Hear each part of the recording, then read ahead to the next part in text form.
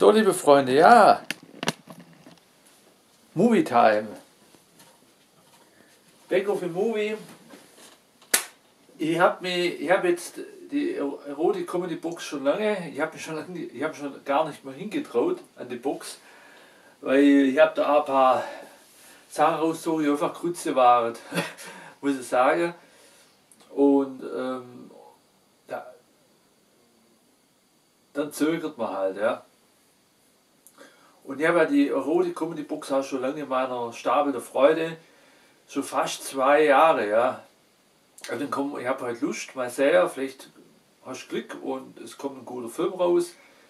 Und man kann ja dann hinten auf der Box lesen, wie der Titel heißt,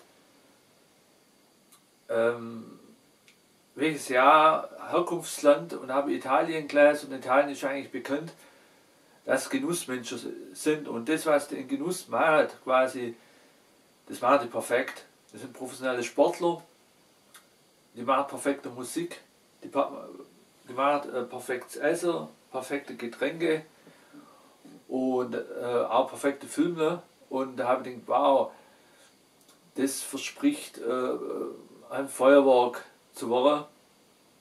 Und es war ein Hammerfilm. Also da habe ich gedacht, auf der Disc 3, da kommen jetzt die Goldstückle raus, ja? Die Diamanten. Und es war so, also, weil die Italiener sind auch bekannt, dass sie perfekte Comedy-Filme machen, die sind sehr lustig, auch perfekte Erotikfilme machen, und ist ein Erotik-Comedy-Film.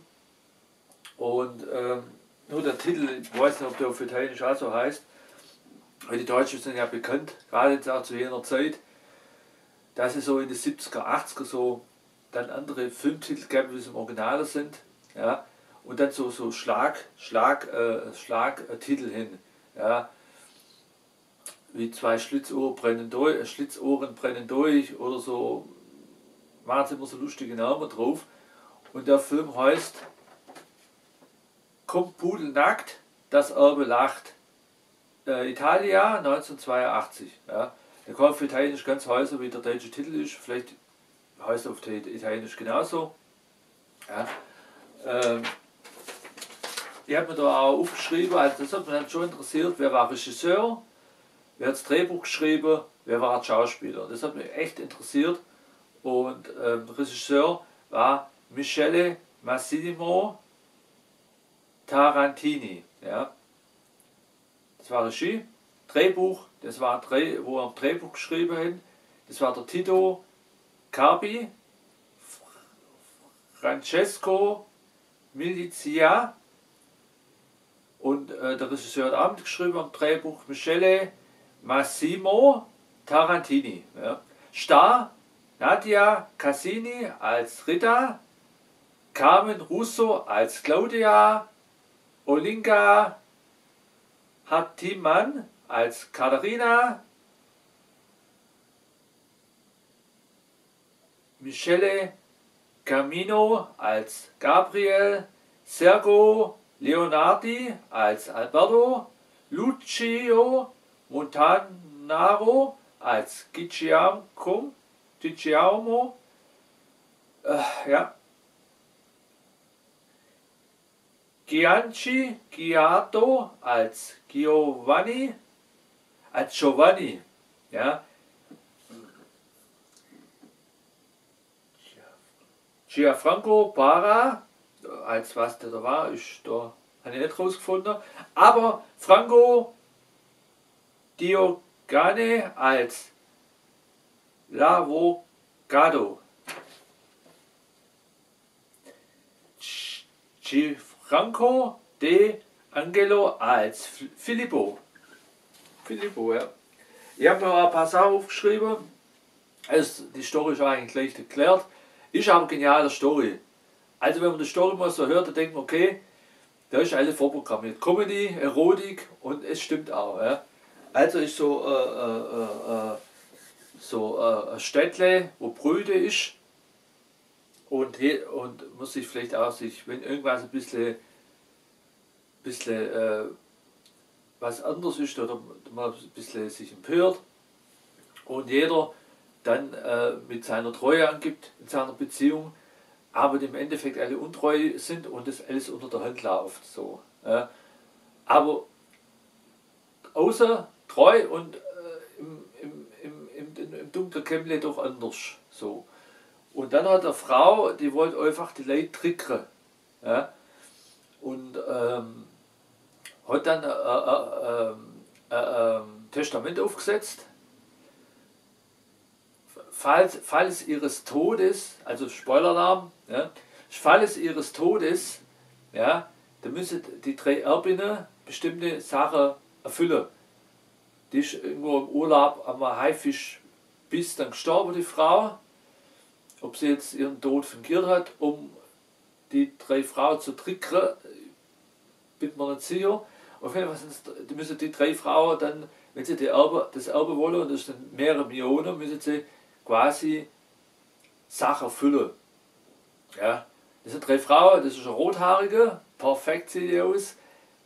Eine Blonde, die sieht auch genauso perfekt aus, und eine schwarzhaarige, die sieht auch nice aus. Ja. Auch perfekt. Und wir sind beim Notar, und die müssen quasi fremdgehen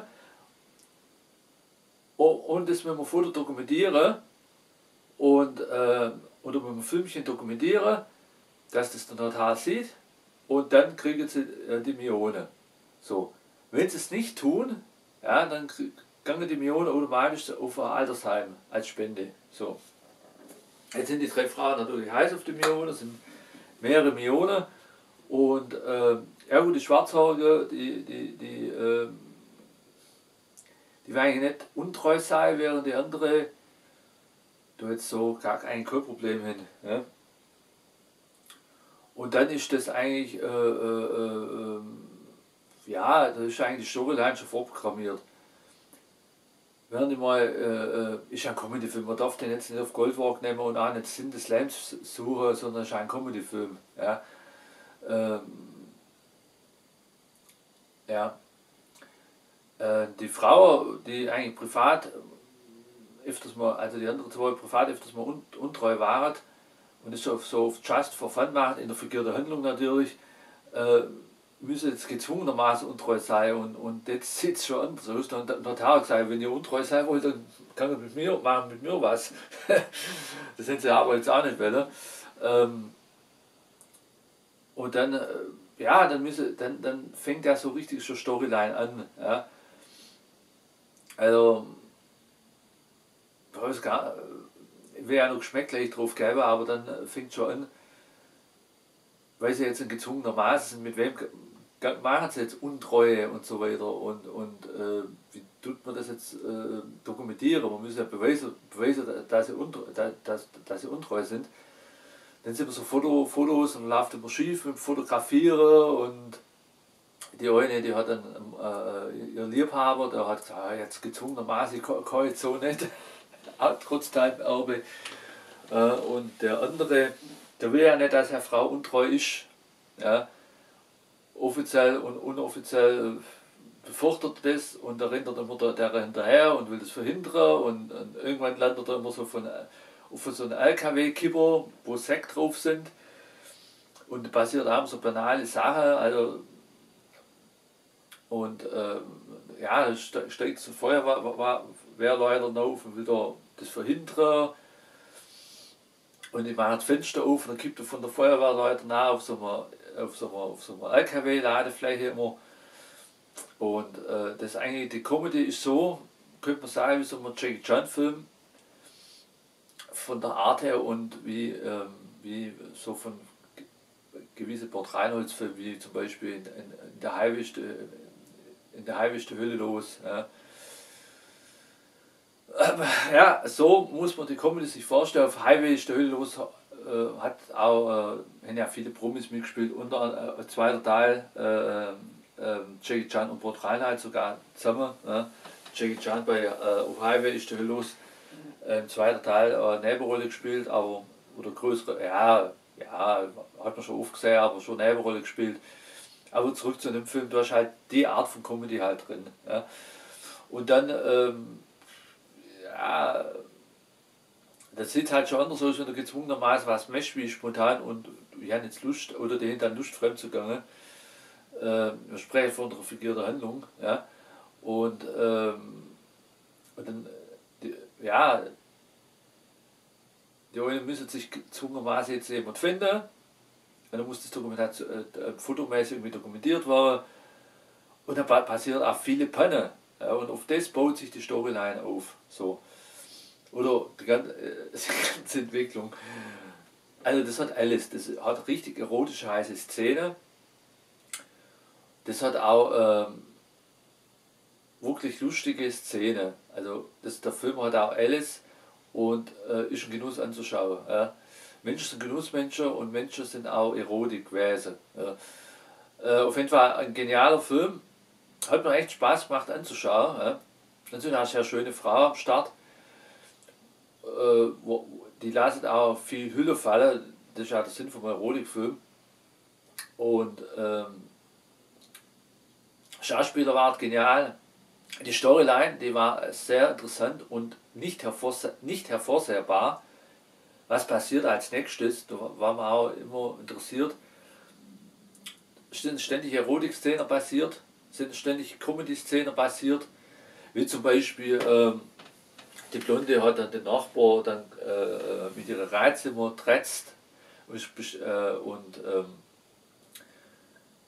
der von der blonde Frau war der Mann eigentlich sehr tolerant und der fand es okay, wenn sie ihren Nachbar da damit reizt. Und ist auch provozierend ins Auto gestiegen, um ein bisschen von sich was zu zeigen im Nachbar. Und der Nachbar, der hat irgendwas am Auto repariert und möchte den Kühlerhub zu, klemmt seine Hand ein und so, sieht unter vorne einen schönen Abend. Und während die wegfahren und dann merkt er, seine Hand ist ja eingeklemmt. Also, ja, so haben sie ganz gut gemacht. Solche Szenen zum Beispiel, oder der andere, dem seine schwarzhaarige Frau ist manchmal so bröde und dann will die sehr kommen in den Sektor und der das gäbe und die will das nicht und dann fährt die Putzfrau getrunken, dann geht die Putzfrau auf den los und so. Also schon ein genialer Film. Und er hat halt alles zu bieten. Also richtig scharfe Frauen, ja. Von Gesichter bis Körper perfekt auch. Ja. Scharfe Erotik-Szene, ja, der platzt am Toast. Und ja, Comedy halt, lustig halt auch. Also gibt es auch einiges zum Schmunzeln, zum Lachen. Und die Story war perfekt, to. Und ja, es sind auch einige, könnte man sagen, Action-Szenen drin, wenn der auf den LKW fällt und dann man hat sogar Karate-Aktion gegeben. Ja, und ja, zum Beispiel die Blonde will mit jemand anders ins Bett gehen, der vielleicht nicht so in ihrer Augen so optisch optimal aussieht, und will sie einen Whisky trinken und das ist ja fotomäßig auch schon einiges schief gegangen und hat ein paar Versuche gehabt, weil sie ja fotomäßig dokumentieren wollen. Und dann bestellt sie sich einen Whisky und da ist immer so Gerenne im Flur, Gejage und der Zimmerservice, wo der Whisky bringen soll, im Haarzimmer die Whiskyflasche aus der Hand raus und so.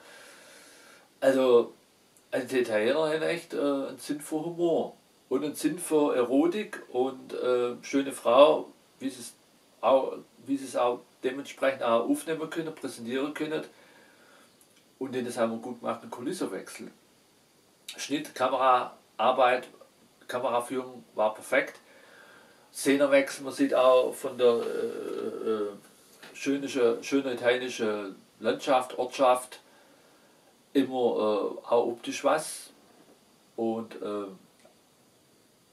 auch wenn es da in der fingierten Handlung heißt, das ist jetzt ein Brüderort, aber ich glaube nicht, dass ich glaube nicht, dass in Italien einen Brüderort gibt. Das bin mir sicher, das gibt es nicht. Also, ja, ich persönlich bin für Treue in einer Beziehung, aber das ist halt jetzt ein Comedy-Film, ein Comedy-Erotik-Film und das ist halt einfach man darf nicht immer überall Ernsthaftigkeit so drin sehen, Verkrampftheit. Ist ein spaßiger Film, der hat mir echt Spaß gemacht anzuschauen, war null langweilig, also da war richtig Action, da war immer was dabei, ja, und es war wirklich Zierfische von Frauen, also da hast du nicht satt sehen können. Erotik in Perfektion, muss ich sagen, da hat alles passt, vom süßen Gesicht bis die ganze Figur, das hat, also, wie perfekt die Frau da ausgesehen und die Figur und was da alles präsentiert wurde, ist genial. Also ich muss sagen, da hat echt die Skala gesprengt von 1 bis 10, 11. Ja. Ja. Ja.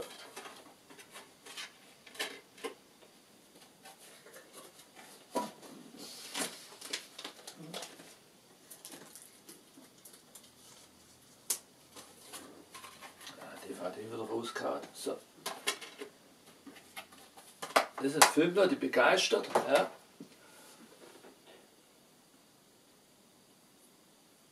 Ja, und da merkt man halt so jetzt zum Beispiel auch, gut, es gibt heute auch noch aktuelle Filme, die mit Herzblut gemacht sind. Es gibt aktuell sehr gute Filme. Aber so an Masse an Qualität von dem Film, also von der Masse her an Qualität, war sagen wir, die Filme von früher in Masse mehr von Qualität wie heute, obwohl heute auch qualitätvolle Filme gedreht wird, die auch, wo auch oft Herzblut reingehängt wird. Das darf man nicht pauschalisieren, aber Mock halt ist ein Film von 1982, war der Hochburg von Kreativität da, ja, und von Oldschool-Effekte. Also wenn da einer auf den LKW gefallen ist, dann hat es ein Mensch gemacht und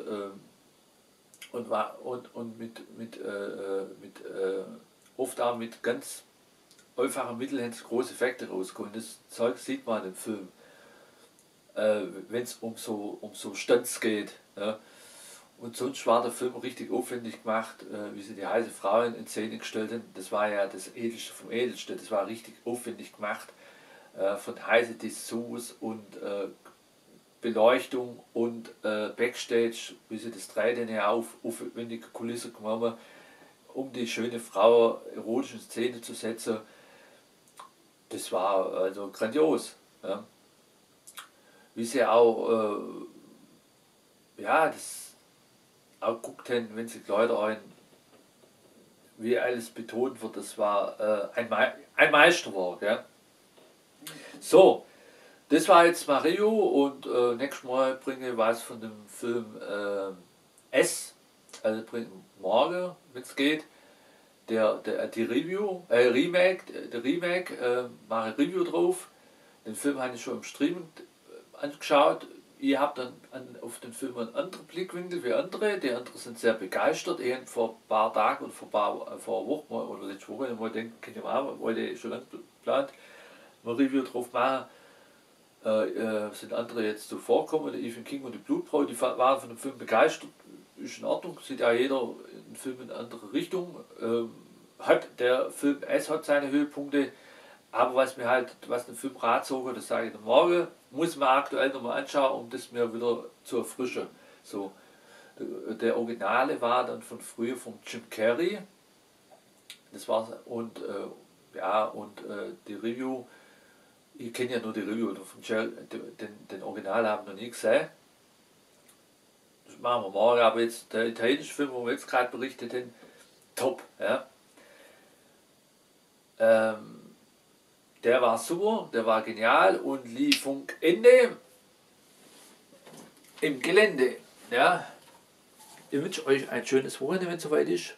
Bleibt mir treu. Ja. Passt auf euch auf.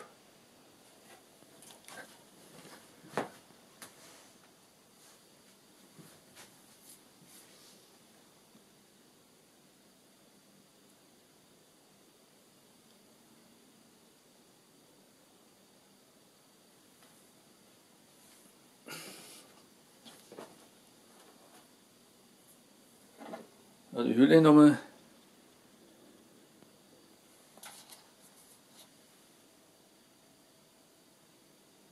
Und das Bein. So.